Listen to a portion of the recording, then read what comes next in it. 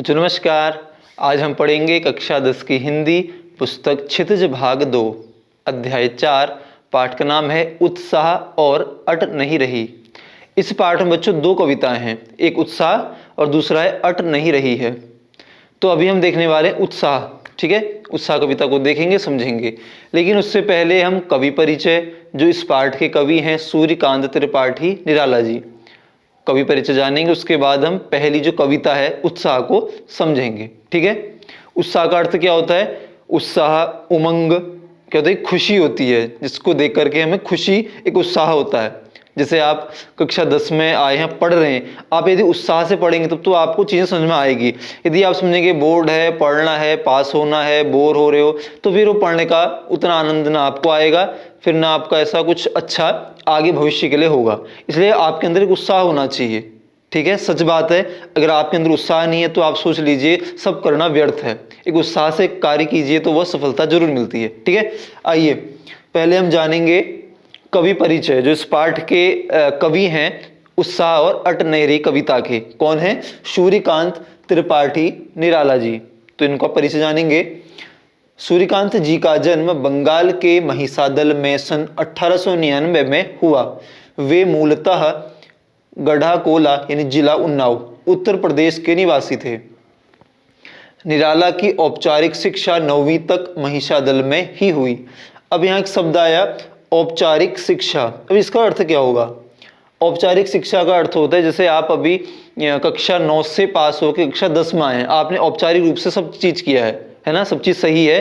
जो है कदम कदम बढ़ते बढ़ते आप कहाँ पहुंचे? 10 में पहुंचे। तो ये औपचारिक शिक्षा जो उनकी लगातार हुई है वो 9 तक हुई है। उन्होंने स्वाध्याय से संस्कृत, बांग्ला और अंग्रेजी का ज्ञान अर्जित किया। स्वाध्याय मतलब अपने आप पढ़ा, जिसे हम सेल्फ स्टडी कहते हैं। तो अपने आप स्वाध्याय किया और 3 भाषाओं का ज्ञान हासिल किया। संस्कृत को इन्होंने अपने आप सीखा, बांग्ला भाषा और अंग्रेजी भाषा, इन भाषाओं को अपने माध्यम से खुद पढ़ करके सीखा, किसी ने नहीं और ने नहीं सिखाया। वे संगीत और दर्शन शास्त्र के भी गहरे अध्येता थे। रामकृष्ण परमहंस और विवेकानंद की विचारधारा ने उन पर विशेष प्रभाव डाला। रामकृष्ण परमहंस और विवेकानंद को देख करके उनका जीवन परिचय देखा, उनका जीवन देखा, जो अच्छाइयाँ हैं, जो भी उनका जीवन है, उनका प्रभाव जो है सूर्यकांत जी पर पड़ा। निराला का पारिवारिक जीवन दुखों और संघर्षों से भरा था। आत्मीय जनों के असामयिक निधन ने उन्हें भीतर तक तोड़ दिया।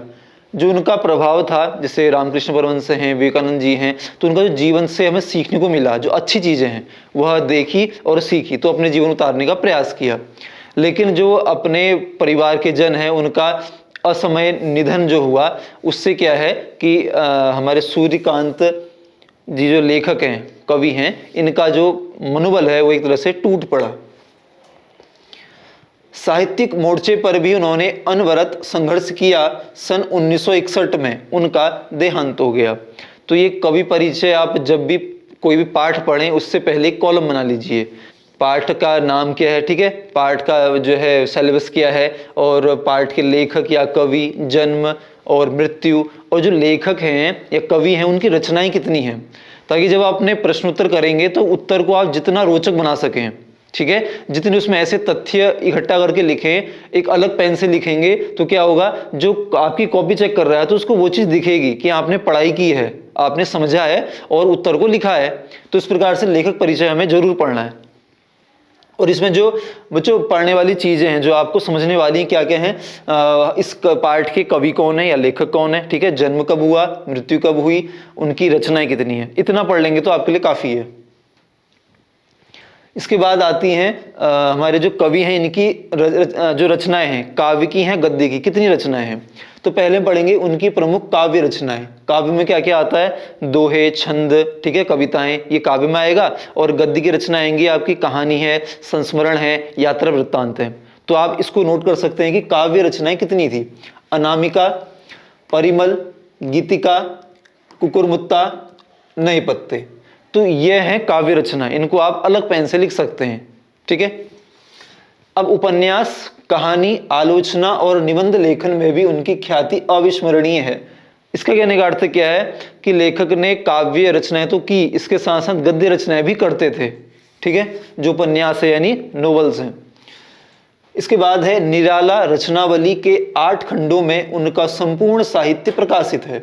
निराला विस्तृत सरोकारों के कवि हैं। दार्शनिकता, विद्रोह, क्रांति, प्रेम की तरलता और प्रकृति का विराट तथा उदात्त चित्र उनकी रचनाओं में उपस्थित है।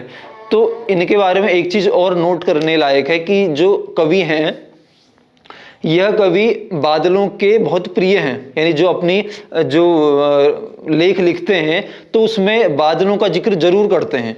तो ये इसको आप लिख सकते हैं। उनके विद्रोही स्वभाव ने कविता के भाव जगत और शिल्प जगत में नए प्रयोगों को संभव किया।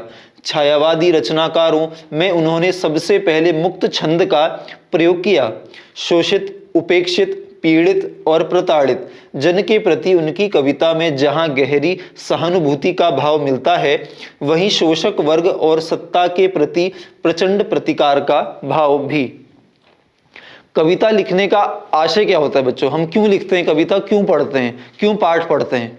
इस पाठ से हमें, कविता से हमें इतिहास पता चलता है। इतिहास कितने होते हैं? प्रागैतिहासिक काल है, ऐतिहासिक काल है, प्राचीन काल है। उस समय में ऐसा क्या हुआ था जो आज के समय में जानने की जरूरत है, तो यह हमें पता चलता है कविता और पाठ के माध्यम से। इसलिए हम इसको पढ़ते हैं और इसी को पाठ्यक्रम में दिया जाता है ताकि हम अपने जीवन में उसको उतार सकें कि हमें क्या करना चाहिए और क्या नहीं करना चाहिए। तो इस प्रकार से जो बताते हैं जयशंकर प्रसाद जी की जो रचनाएं हैं वह प्रायः कैसी होती हैं, जो शोषित वर्ग होता है, जिसको जो है परेशान किया जाता है, उनकी आवाज को उठाने का प्रयास करते हैं, कविता के माध्यम से लिखने का प्रयास करते हैं। ये हमारा हो चुका है कवि परिचय। अब कवि परिचय में जो जो महत्वपूर्ण चीजें हैं, कवि का नाम, कवि का जन्म, कवि की मृत्यु, कवि की रचनाएं, चाहे वो काव्य की हैं या गद्य की हैं, इतना पढ़ लेंगे आपके लिए काफी है। अब इसके बाद हम पढ़ेंगे कविता का सार। ये हम क्यों पढ़ रहे हैं? कविता का सार पढ़ने का यह एक अच्छा फायदा है कि जब हम कविता को पढ़ते हैं तो कविता को पढ़ने से पहले हम रूपरेखा समझ जाएंगे कि कविता की पृष्ठभूमि क्या है, कि कविता हम क्या पढ़ने वाले हैं। तो इसलिए कविता का सार दिया जाता है। ये पुस्तक में भी आप पढ़ सकते हैं। उत्साह एक आह्वान गीत है जो बादल को संबोधित है। बादल आप समझिए ना, मैंने अभी कहा कि जो जयशंकर जी हैं बादलों की रचनाओं को जरूर लिखते हैं। तो एक क्या है जो उत्साह हम पढ़ने वाले हैं कविता, इसके बाद ये एक गीत है जो कि बादलों के लिए आह्वान कर रहा है। बादल निराला का प्रिय विषय है। ठीक है, आप ये नोट कर सकते हैं। कविता में बादल एक तरफ पीड़ित प्यासे जन की आकांक्षा को पूरा करने वाला है, तो दूसरी तरफ वही बादल नई कल्पना और नए अंकुर के लिए विध्वंस, विप्लव और क्रांति चेतना को संभव करने वाला भी। तो किस प्रकार से कहते हैं कि अच्छा बच्चों, जो कविता हम पढ़ते हैं यह कविता किस समय की है? आज़ादी के पूर्व की है। ठीक है, मैंने पहले ही बताया आपको कि पहले की जैसे अंग्रेजों ने जब हम पर अत्याचार किए, गुलामी करी, तो जो भी कवि या लेखक खुले शब्दों में अपनी बात को कहेगा कि हमें आज़ादी चाहिए, तो उसको जो है तुरंत ही जेल में डाल दिया जाता। तो इसी तरह लेखक कवि ने एक अपना दिमाग लगाया कि हम ऐसी कविता लिखेंगे जिसका अर्थ कुछ और निकले। जो हम कहना चाह रहे हैं वो तो ठीक है कि हम कहेंगे जो इंसान प्यासे हैं, प्यासे हम समझ जाएंगे इतना ही कह रहा है, लेकिन उसके पीछे भी अर्थ है। इंसान पीछे आज़ादी की प्यास है उन पर। तो इस तरह से कविता और कहानी के माध्यम से लेखक और कवि ने ऐसा दिमाग लगाया कि हमें जो हमारा समाज है, इस समाज को जागृति देने के लिए ऐसी कविता लिखनी है, ऐसे लेख लिखने हैं ताकि अंग्रेजी सरकार को समझ में ना आए कि हम क्या कहना चाह रहे हैं, लेकिन जो हमारा भारतीय समाज है वो समझ जाए। तो इसलिए कहानी और कविता जो पढ़ते हैं उसके पीछे दो दो अर्थ होते हैं, इन अर्थों को हमें समझना है। ठीक है, इसके बाद है सामाजिक क्रांति या बदलाव में साहित्य की भूमिका महत्वपूर्ण होती है। निराला इसे नवजीवन और नूतन कविता के संदर्भों में देखते हैं। अट नहीं रही है कविता फागुन की मादकता को प्रकट करती है। कवि फागुन की सर्वव्यापक सुंदरता को अनेक संदर्भों में देखता है। जब मन प्रसन्न हो तो हर तरफ फागुन का ही सौंदर्य और उल्लास दिखाई पड़ता है। सुंदर शब्दों के चयन एवं लय ने कविता को भी फागुन की ही तरह सुंदर एवं ललित बना दिया है। तो आप समझ गए होंगे कि ये जो पहली कविता हम पढ़ने वाले उत्साह, मैंने कहा ना इस पाठ में दो कविताएं हैं, एक है उत्साह और दूसरा है अट नहीं रही है। तो अभी हम पढ़ रहे हैं उत्साह, पहली कविता, ठीक है। उत्साह का अर्थ क्या है समझिए होगे, जो कवि है उसने क्यों लिखी, एक सामाजिक बदलाव के चेतना के रूप में भी लिखी है। कहा ना, जो लिखा है उसके पीछे अर्थ भी अलग अलग हैं, तो इस वजह हमें अर्थों को समझना है ताकि हम आराम से लिख पाएं। अब हम पढ़ने वाले हैं उत्साह, ये पहली कविता है। इसका पहले गायन करेंगे, पूरा गायन करो। परीक्षा में जब भी आप इसको हल करेंगे तो कविता को पूरा पढ़ना है, समझना है, उसके बाद हल करना है। कभी ऐसा होता है कि कुछ लाइनें इसमें से हटा दी गई, प्रश्नोत्तर वाले कहेंगे कि आप इसको पूरा कीजिए, तो आपको याद भी होनी चाहिए। बादल गरजो घेर घेर घोर गगन धाराधर ओ, ललित ललित काले घुंघराले बाल कल्पना कैसे पाले, विद्युत छवि उर में कवि नव जीवन वाले, वज्र छिपा नूतन कविता फिर भर दो बादल गरजो। अब यहां बात की कि बादल गरजो, ठीक है। उत्साह पाठ नाम क्यों दिया गया, शीर्षक इसलिए दिया गया है, जब हम कविता पढ़ते तो हमारे अंदर उत्साह आता है। क्यों आता है, जो कविता है, कविता क्या संदेश देना चाह रहा है, क्या कविता के को पढ़ने से हमारे अंदर जो गलत चीजें हैं क्या वह सही होंगी। अगर कुछ उदाहरणों के माध्यम से हम उसको समझते हैं, सीखते हैं, तो अगर हम उसको अपने जीवन में उतारने का प्रयास करते हैं तो हमारा जीवन एक नया जीवन हो जाता है, ठीक है। तो कहने का आशय क्या है, उत्साह हमारे जीवन में होना चाहिए। तो कहते हैं उत्साह, कहने का अर्थ यह है जब बादल आते हैं तो बादल हमारे अंदर उत्साह लाते हैं, जो इनकी गर्जना होती है। पहली कविता में जो कवि हैं वह बताते हैं कि बादल सिर्फ गरजो, बरसना नहीं है, अभी गरजना है। फिर दूसरी कविता पढ़ेंगे तब वहां देखेंगे बादल बरस रहे हैं। तो क्या कहते हैं, बादल गरजो। जिस प्रकार बादल गरजता है तो हमारे अंदर एक उत्साह आता है, हम देखना चाहते हैं, बाहर जाना चाहते हैं। तो कहते हैं बादल गरजो घेर घेर घोर गगन धाराधर ओ। घेर घेर मतलब पूरा आसमान को घेर लो। घोर का अर्थ क्या होता है, अत्यधिक तेज आवाज में। गगन मतलब आसमान, धाराधर मतलब बादल। कवि कहते हैं कि बादल तुम बहुत गरजो, इस पूरे आसमान को बादलों से भर दो और घोर घोर तेज तेज आवाज में जो है गरजो। ललित ललित काले घुंघराले, जिस प्रकार एक छोटा बच्चा, आपने देखो छोटे बच्चे के किस तरह काले घुंघराले बाल होते हैं, काले गोल गोल काले काले घुंघराले बाल होते हैं, इसी तरह से तुम ललित ललित काले घुंघराले, जिस प्रकार के जो नया जो बालपन में शिशु के जो बच्चे शिशु होता है उसके जो बाल होते हैं काले काले घुंघराले, इस प्रकार से तुम जो है तेज तेज आवाज में दिखाई दो और तेज तेज जो है वो गर्जना के साथ आओ। बाल कल्पना कैसे पाले, तो बाल कल्पना क्या होती है, छोटे बच्चे होते हैं तो छोटे बच्चों को चाहिए कि हमारे पास जो है एक आइसक्रीम का पहाड़ बन जाए, है ना, टॉफी हो और जो है चॉकलेट हमें खूब मिल जाए, एक ट्रक भर के मिल जाए चॉकलेट। तो चंचल मन होता है छोटे बच्चों का, उन्हें पता नहीं होता है, लेकिन स्वार्थ रहित होता है। उनको ये नहीं पता कि क्या अच्छा है, क्या बुरा, क्या गलत, क्या सही, उनके मन में कोई छल कपट स्वार्थ नहीं है। इसलिए कहते हैं बाल कल्पना। बाल कल्पना क्या होती है, बहुत चंचल मन होता है लेकिन निर्मल स्वच्छ मन होता है। इसी तरह कहते हैं जो स्वच्छ मन है तो बाल कल्पना हमारी है, तो बाल कल्पना के से तुम इस तरह से चारों तरफ से आओ और खूब बरसो। किससे कहते हैं, बादलों से कहते हैं, खूब गरजो। विद्युत छवि उर में कवि नवजीवन वाले, वज्र छिपा नूतन कविता। विद्युत छवि मतलब जैसे ही बादल गरजते हैं तो बिजली भी चमकती है, तो बिजली भी चमके, उससे क्या होगा, हमारे जीवन में एक नया उत्साह आएगा। और कवि नवजीवन वाले, जैसे ही कोई कवि एक कविता लिखता है तो उसमें एक नया जीवन डाल देता है, जो भी उस कविता को पढ़ता है तो उसमें एक उत्साह भर देता है। कवि जैसे जिस प्रकार से कवि कविता लिखता है उसमें नया जीवन डाल देता है, इसी प्रकार से तुम काले काले घुंघराले जैसे बादल अपने बच्चों के समान, शिशुओं के बालों के समान आओ, गरजो। और क्या कहते हैं, और गरजने के बाद जो बिजली है, बिजली चमकती है तो हमारे अंदर कैसा उत्साह प्रकट करती है। वज्र छिपा नूतन कविता, इस प्रकार से कठोर वज्र के समान जो है वो बिजली चमकती है। और एक कवि जो कविता लिखता है उस कविता को लिखने से जो एक जीवन में नया जीवन प्रवेश करता है। फिर भर दो बादल गरजो, यानी फिर भरो इस बादलों को, जो काले काले बादलों से फिर भरो, फिर गरजो। यानी यहां पहली कविता में सिर्फ गरजने की बात है। अच्छा, इसको हम दूसरे अर्थों में लें तो क्या कहते हैं, हमारा जो भारतीय समाज में एक नई संकल्पना है वह लेके आगे बढ़ो और हमें आज़ादी चाहिए। इस प्रकार से हमें नए उत्साह के साथ कठिनाइयों का सामना करते हुए आगे बढ़ना है। ठीक है, इसका दूसरा अर्थ है जो हमने पहले पढ़ा था। फिर कहते हैं कि हमें अंदर एक ऐसा उत्साह होना चाहिए, इस तरह से बादल खूब गरजो। गर्जना के साथ क्या अर्थ है कि हमारे जीवन की जितनी भी बुराइयां हैं, उन बुराइयों को दूर करने के लिए खूब गर्जना होनी चाहिए, ताकि हम अच्छाई की ओर प्रवेश कर सकें। तो इस प्रकार से हमने ये पहली कविता को पढ़ लिया, समझे।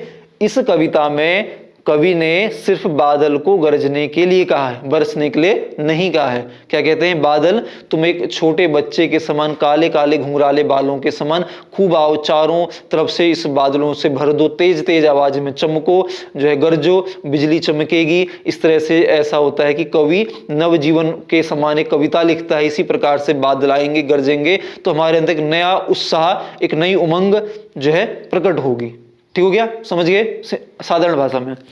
अगला है इस कविता में, विकल विकल उन्मन थे उन्मन, विश्व के निदाग के सकल जन, आए अज्ञात दिशा से अनंत के घन, तप्त धरा जल से फिर, शीतल कर दो बादल गरजो। अभी तक हमने पढ़ा बादल को गरजने के लिए कहते हैं कवि, लेकिन अब क्या कहते हैं, यहां दूसरी कविता में कहते हैं आप बादल गरजो।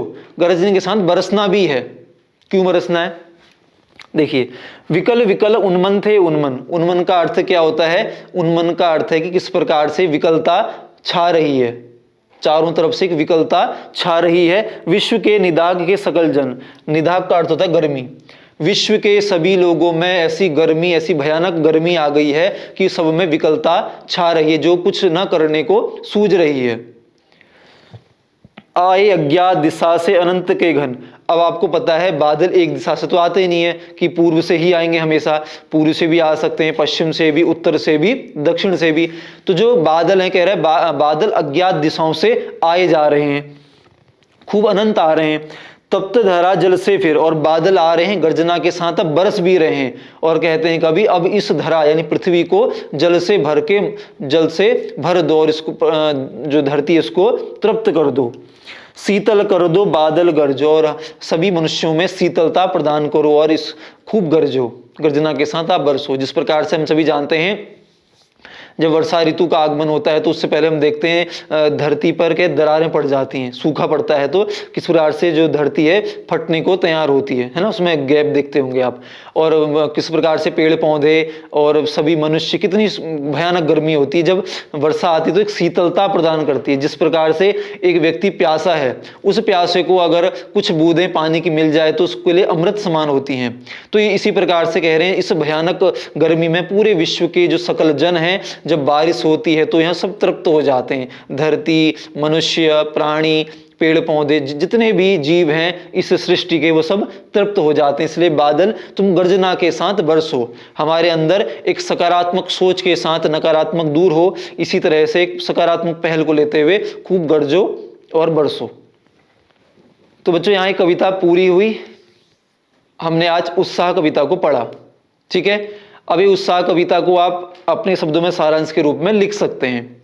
अब हम मिलेंगे कविता 2 में, जिसका नाम है अट नहीं रही है, वह भी इसी पाठ के अंतर्गत है, ठीक है।